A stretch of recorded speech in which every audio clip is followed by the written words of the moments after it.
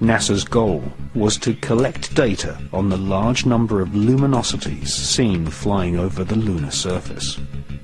Operation Moonblink also investigated various large structures which had been photographed by unmanned NASA satellites.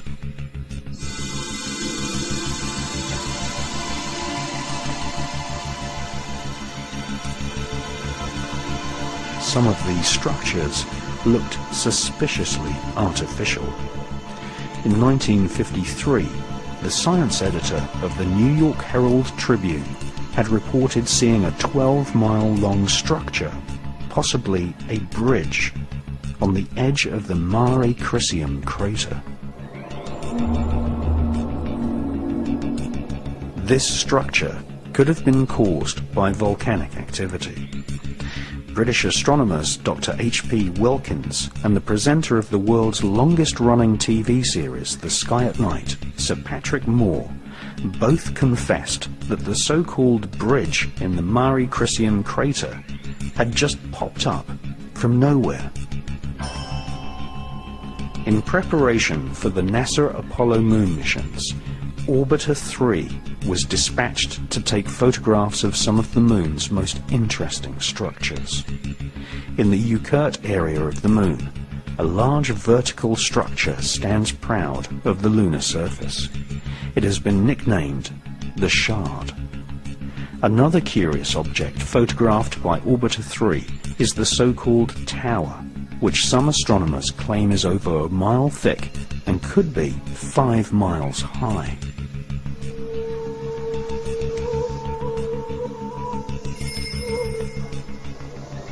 After looking carefully through hundreds of NASA photos returned to Earth by Orbiter 3 and its predecessor, Orbiter 2, American author George Leonard published a book called Somebody Else is on the Moon.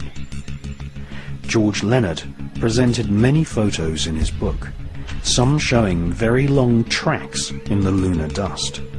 Tracks which he said had been made by aliens.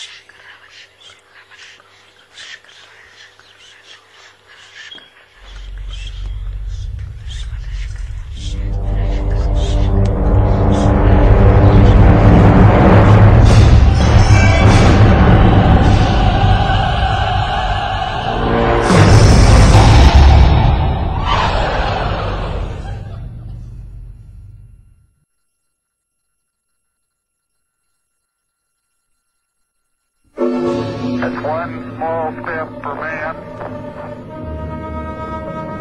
one giant leap for mankind.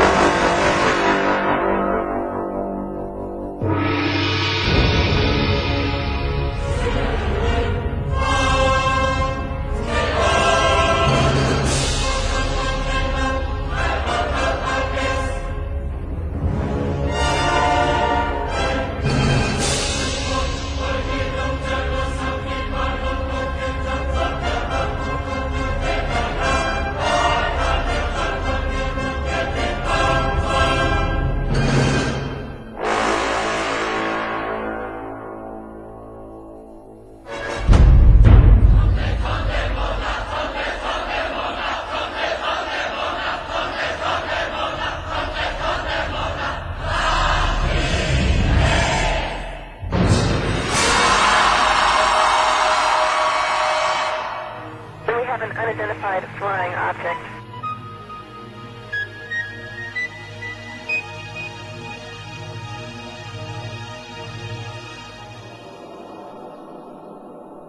Did it really happen? Did man really walk on the moon, just as Kennedy had challenged NASA to do?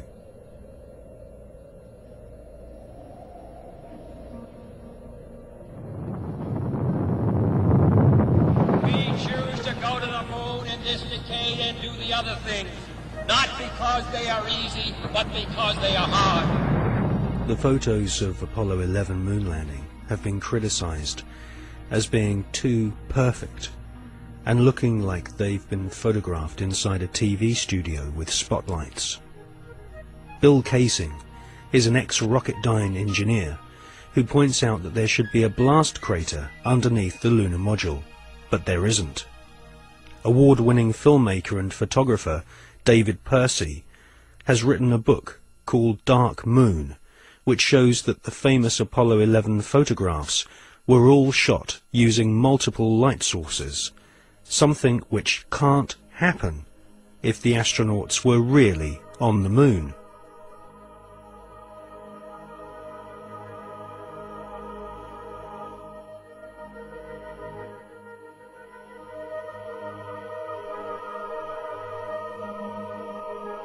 Jim Collier, an American investigator, has pointed out that the lunar module was far too small for two astronauts in full spacesuits to maneuver around inside.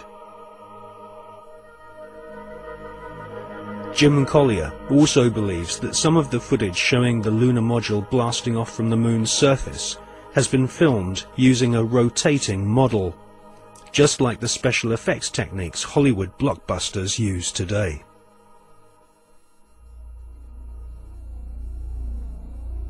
Now, for the first time on film, we present new evidence which proves that at least some of the official NASA photographs taken on the lunar surface are definitely faked, or at the very least, heavily manipulated. Join us now on a quest for the truth to the moon.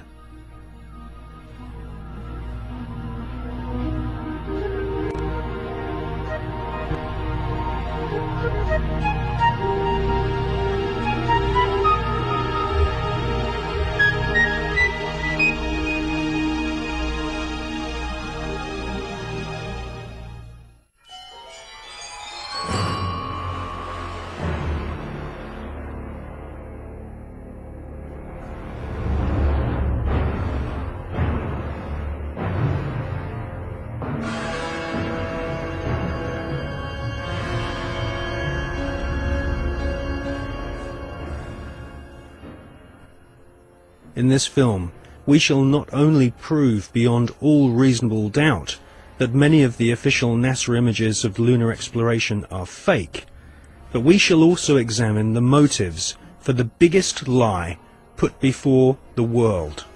Why did NASA repeatedly fake lunar images and photographs? Why did NASA stage lunar expeditions which did not happen? The answer will surprise you. It can be summarized in just two words: money and UFOs.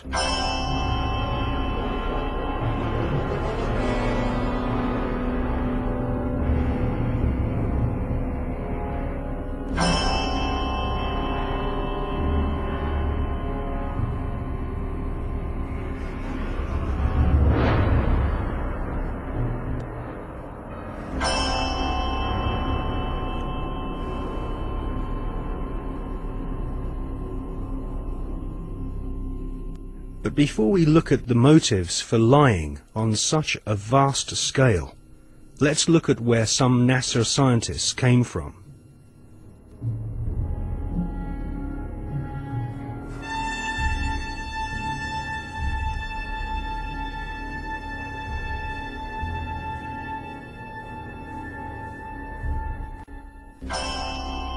Peenemünde, Nazi Germany. For centuries, warmongering nations had been using primitive rockets as a weapon of war. China, Britain, and of course Hitler's Third Reich all used rockets to terrorize their enemies. Werner von Braun was an SS officer and rocket scientist. His team at Peenemünde designed the first cruise missile, the V-1 Doodlebug.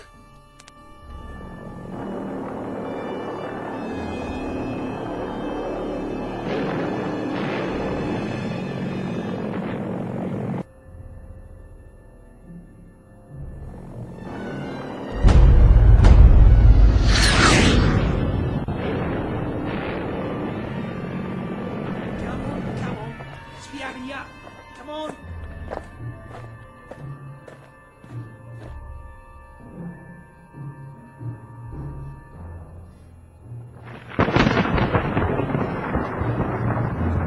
The V-2 rocket was the forerunner to the Saturn V rocket, which would supposedly take man to the moon.